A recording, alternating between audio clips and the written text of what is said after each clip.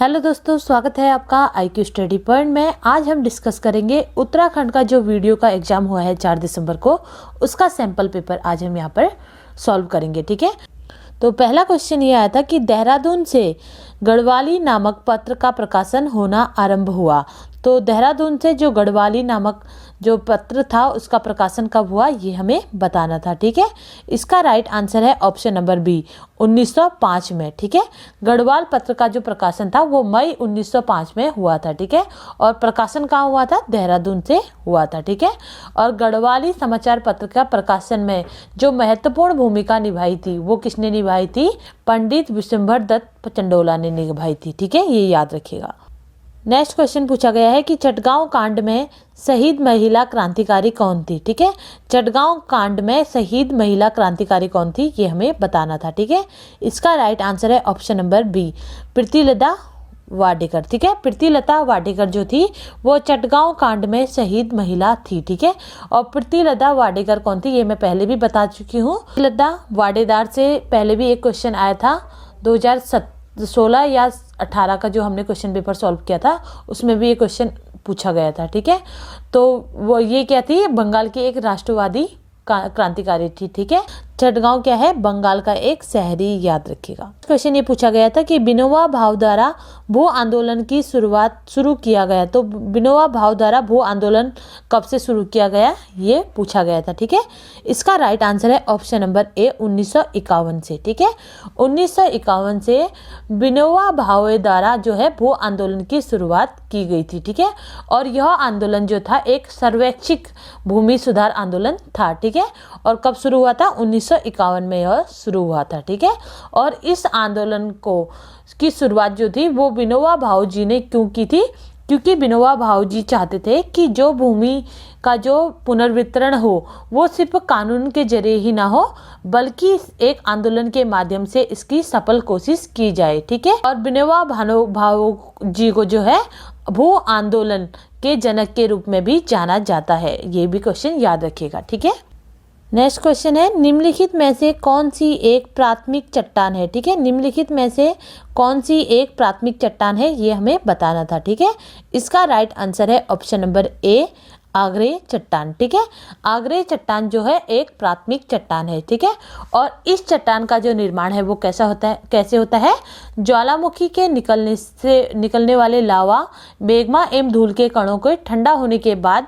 इस चट्टान का निर्माण होता है। ठीक है, और इस चट्टान को प्राथमिक या मातुशैली भी कहा जाता है। ठीक है, इस चट्टान को क्या क्या कहा जाता है, याद रखिएगा, प्राथमिक चट्टान या मातुशैली चट्टान भी कहा जाता है आग्नेय चट्टान को। ठीक है, नेक्स्ट क्वेश्चन आया था कि वारुणी पंचकोशी यात्रा होती है। वारुणी पंचकोशी यात्रा की जनपद में शुरू होती है, ये हमें बताना था। ठीक है, इसका राइट आंसर है ऑप्शन नंबर सी, जनपद उत्तरकाशी में। ठीक है, वारुणी पंचकोशी यात्रा जो है वो जनपद उत्तरकाशी में होती है। ठीक है, और इस यात्रा के तहत क्या किया जाता है, इस यात्रा के तहत जो वर्णावत पर्वत है उसकी पैदल परिक्रमा की जाती है। ठीक है, और यह यात्रा प्रतिवर्ष कब आरंभ होती है ये भी हम जान लेते हैं। ठीक है, यह यात्रा जो है वो प्रतिवर्ष चैत्र मास की त्रयोदशी को वारुणी यात्रा का जो है आयोजन किया जाता है। ठीक है, इस साल जो है 8 अप्रैल को इसका आयोजन किया गया था वारुणी पंचकोशी यात्रा का। ठीक है, नेक्स्ट क्वेश्चन ये पूछा गया था कि चर्चनामा संबंधित है। ठीक है, चर्चनामा किस चीज से संबंधित है ये हमें बताना था। ठीक है,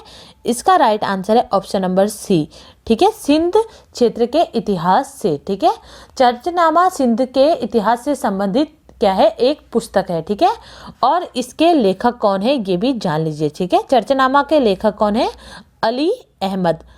कौन है, याद रखिएगा, अली अहमद जो है वो चर्चनामा के लेखक है। ठीक, पुस्तक के लेखक है। ठीक है, और इस पुस्तक में जो है वो चर्च राजवंश के इतिहास तथा अरबों द्वारा सिंध विजय का वर्णन किया गया है। ठीक है, और इस पुस्तक को फतेहनामा सिंध और तारिक अल हिंद व सिंध भी कहते हैं। नेक्स्ट क्वेश्चन पूछा गया था कि गरीबी और अकाल पुस्तक के लेखक कौन है। ठीक है, गरीबी और अकाल पुस्तक के लेखक कौन है ये हमें बताना था। ठीक है, इसका राइट आंसर है option number A, Amartya Sen. ठीक है, अमर्त्य सेन जो है वो गरीब और अकाल पुस्तक के लेखक हैं। ठीक है, नेक्स्ट क्वेश्चन ये पूछा गया था कि किस पर्व को हॉर्न सॉन्ग ने मोक्ष पर्व कहा है। ठीक है, किस पर्व को कहा है ये हमें बताना था। ठीक है, इसका राइट आंसर है ऑप्शन नंबर सी, कुंभ पर्व को। ठीक है, होंग सॉन्ग कुंभ मेले में हरिद्वार आए थे और हरिद्वार के कुंभ मेले को देखकर उन्होंने हरिद्वार के जो कुंभ मेला है उसे मोक्ष पर्व कहा था। ठीक है, नेक्स्ट क्वेश्चन पूछा गया था कि निम्नलिखित में से कौन से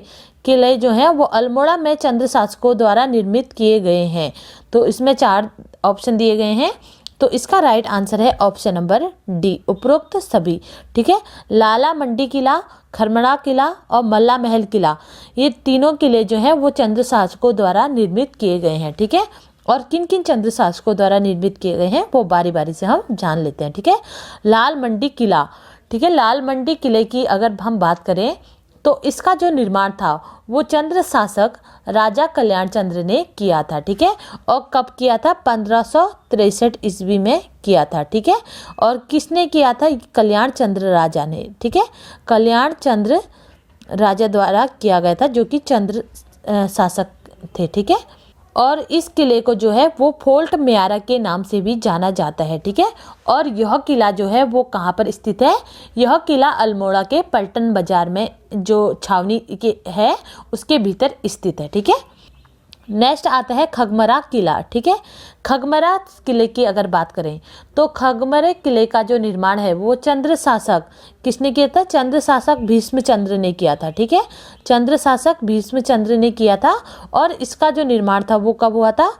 1555 से लेकर 1560 के बीच में इस किले का निर्माण हुआ था। ठीक है, नेक्स्ट किला आता है मल्ला महल किला। ठीक है, मल्ला महल किले का जो निर्माण था वो चंद्र शासक रुद्रचंद्र द्वारा कराया गया था। ठीक है, किसने किया था? रुद्रचंद्र ने किया था, चंद्र शासक रुद्रचंद्र द्वारा किया गया था।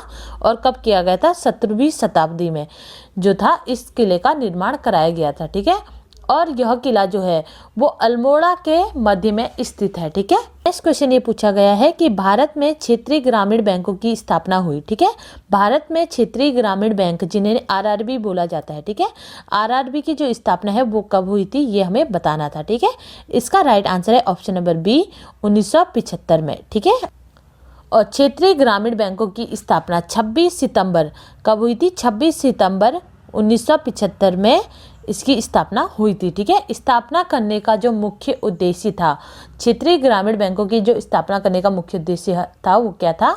ग्रामीण अर्थतंत्र को कृषि व्यापार, वाणिज्य व्यापार तथा उद्योग व अन्य उत्पाद जो होते हैं गतिविधि उनमें ऋण तथा अन्य सुविधाएं प्रदान करना क्षेत्रीय ग्रामीण बैंकों की स्थापना करने का मुख्य उद्देश्य था। ठीक है, नेक्स्ट क्वेश्चन ये पूछा गया था कि निम्नलिखित में से कौन सी नदी गर्म जल से उद्गमित होती है? तो निम्नलिखित में से कौन सी जो नदी है वो गर्म जल स्रोत से उद्गमित होती है, हमें ये बताना था। ठीक है, इसका राइट आंसर है ऑप्शन नंबर ए, नंदाकिनी नदी। ठीक है, नंदाकिनी नदी जो है वो गर्म जल स्रोत से उद्गमित होती है। ठीक है, और नंदाकिनी नदी का जो मूल उद्गम स्थल है वो क्या है? त्रिशूल पर्वत की तलहटी में स्थित नंदा घुघुटी है। ठीक है, नेक्स्ट क्वेश्चन पूछा गया था कि कुमाऊं के चौथे कमिश्नर थे। ठीक है, कुमाऊं के चौथे कमिश्नर कौन थे ये हमें बताना था। ठीक है, इसके बारे में भी बहुत बार क्वेश्चन आता है, कुमाऊं के कमिश्नरों के बारे में भी क्वेश्चन हमेशा आते हैं एग्जाम में। ठीक है,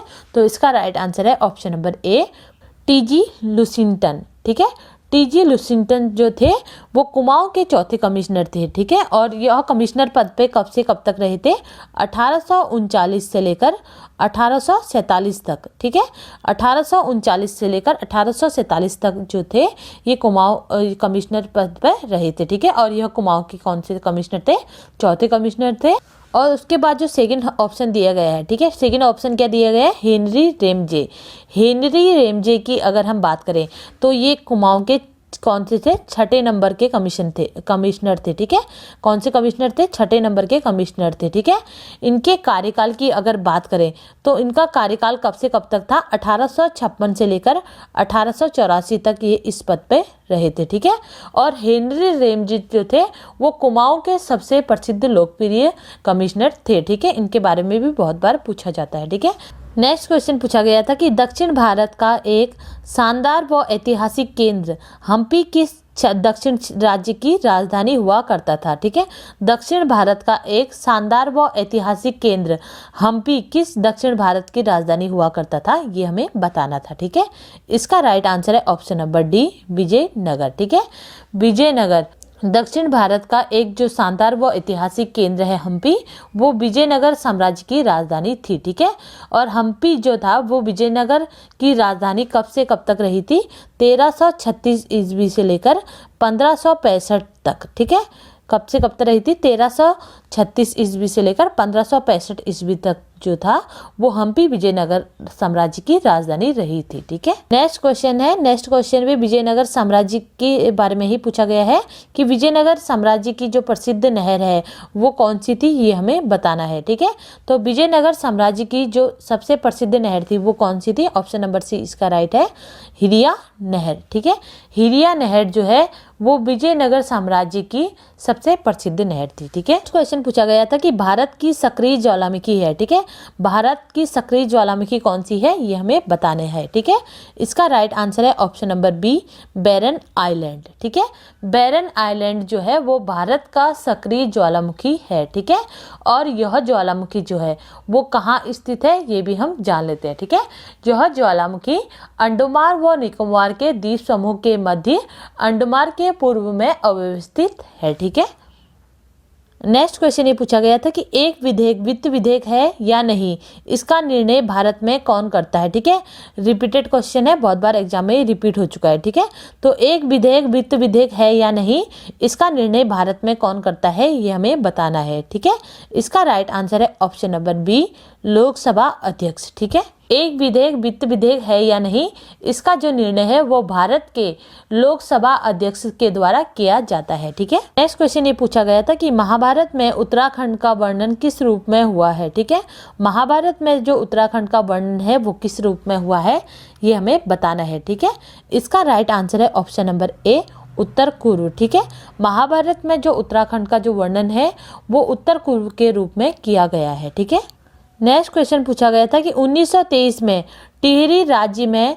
राष्ट्रीय प्रतिनिधि सभा की स्थापना किसने की थी। ठीक है, 1923 में टिहरी रियासत में राज्य प्रतिनिधि सभा की जो स्थापना है वो किसके द्वारा की गई थी, ये हमें बताना था। ठीक है, इसका राइट आंसर है option number A, Narendra Shah ने। ठीक है, नरेंद्र शाह ने जो था वो टिहरी राज्य में रियासत में राज्य प्रतिनिधि सभा की स्थापना की थी। ठीक है, और नरेंद्र शाह का जो शासनकाल था वो कब से कब तक रहा था, 1913 से 1946 तक इनका शासनकाल रहा था। ठीक है, और कीर्ति शाह की अगर बात की जाए तो कीर्ति शाह का जो शासनकाल था वो कब से कब तक था, 1886 से 1913 तक था। तो ये तो हो नहीं सकता क्योंकि 1923 में बात की गई थी। ठीक है, उसके बाद था सुदर्शन शाह। सुदर्शन शाह की अगर बात करें यानी कि 1788 से लेकर 1859 तक इनका कार्यकाल रहा था सुदर्शन शाह का। ठीक है, उसके बाद मानवेंद्र शाह की बात करें तो मानवेंद्र शाह का जो कार्यकाल था वो कब से कब तक रहा था, 1946 से लेकर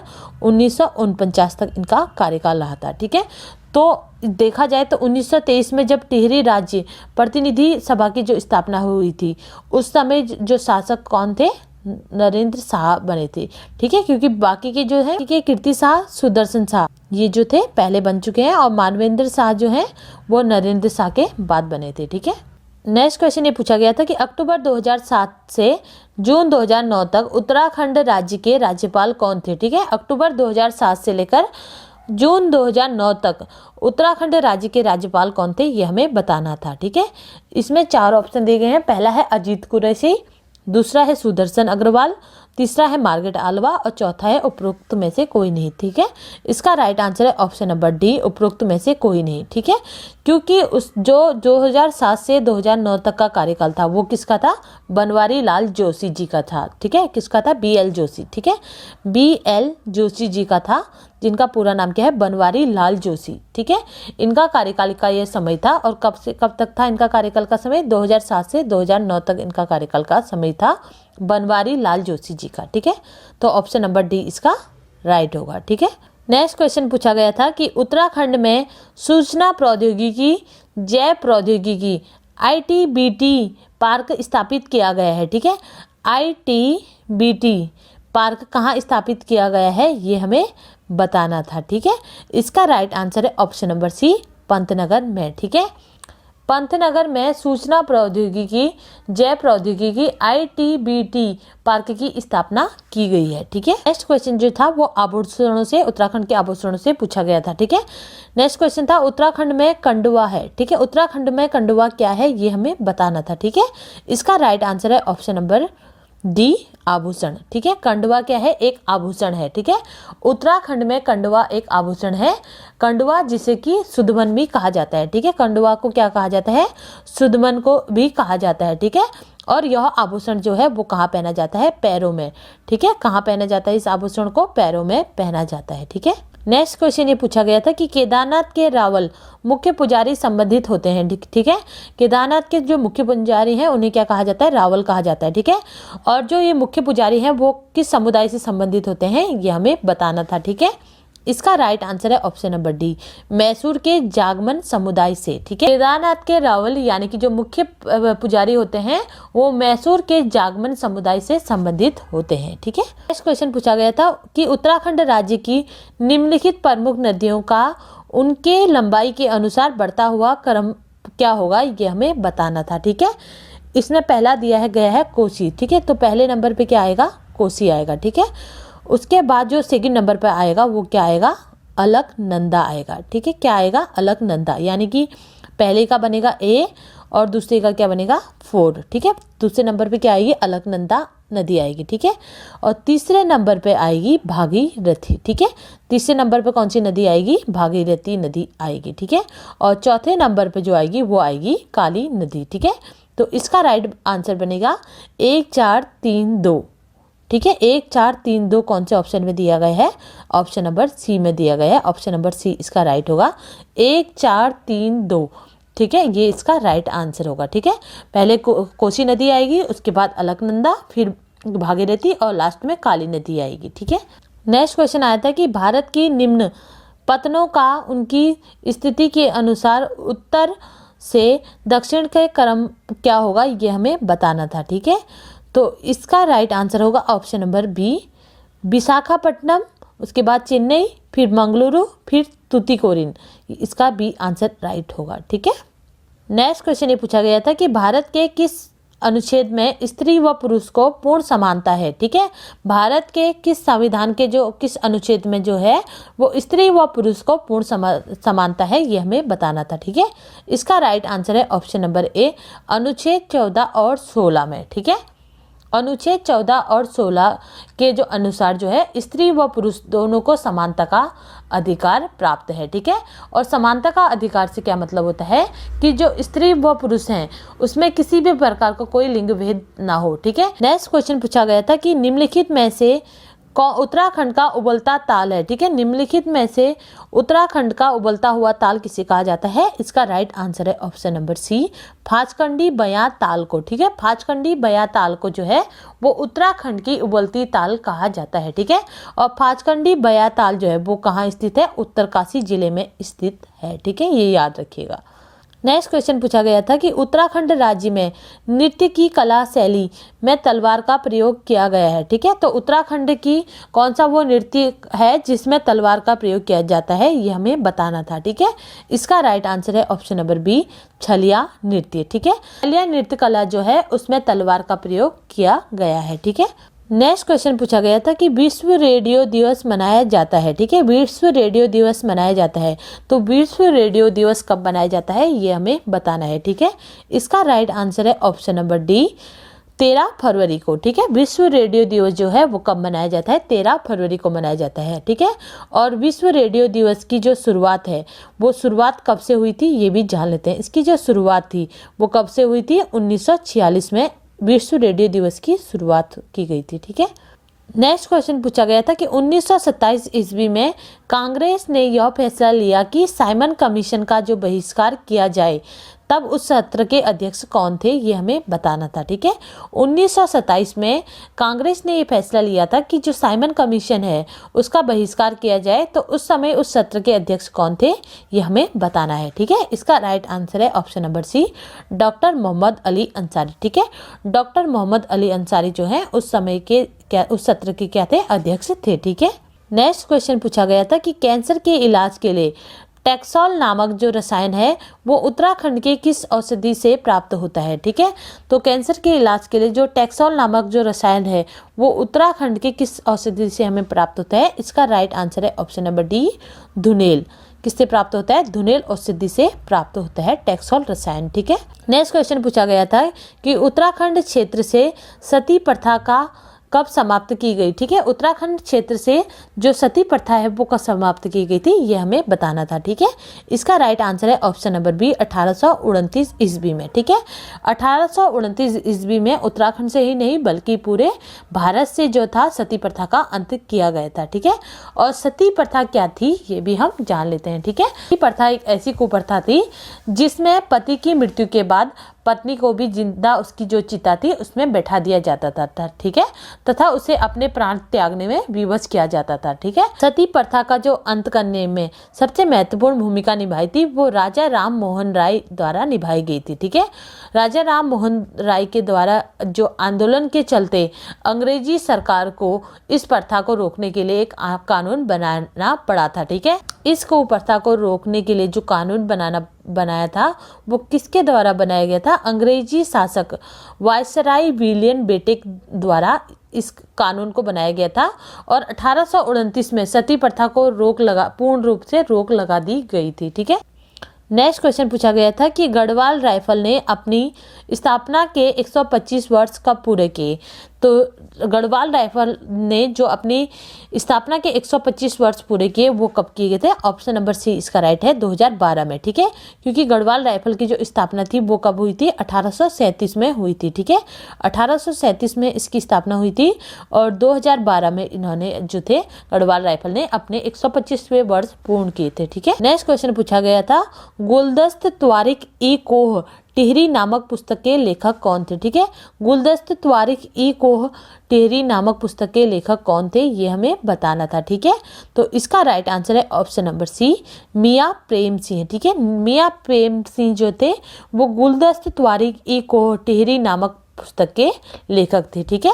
और ये जो क्वेश्चन था ये क्वेश्चन नवंबर 2018 में ग्रुप सी के एग्जाम में भी पूछा गया है। ठीक है। तो इन क्वेश्चनों को आपको अच्छे से एक्सप्लेन कराने का मतलब मेरा यही था कि ताकि आगे कभी भी इन फ्यूचर में ये क्वेश्चन रिपीट हो तो आप इनका अच्छे से आंसर दे सकें। ठीक है। तो इसी के साथ जो मेरी वीडियो है वो यही समाप्त होती है। अगर मेरी इस वीडियो से आपकी नॉलेज बढ़ी हो तो प्लीज़ चैनल को सब्सक्राइब करें और बेल आइकन दबाना ना भूलें। कल फिर मिलते हैं एक नई वीडियो के साथ। तब तक के लिए गुड बाय। जय हिंद दोस्तों।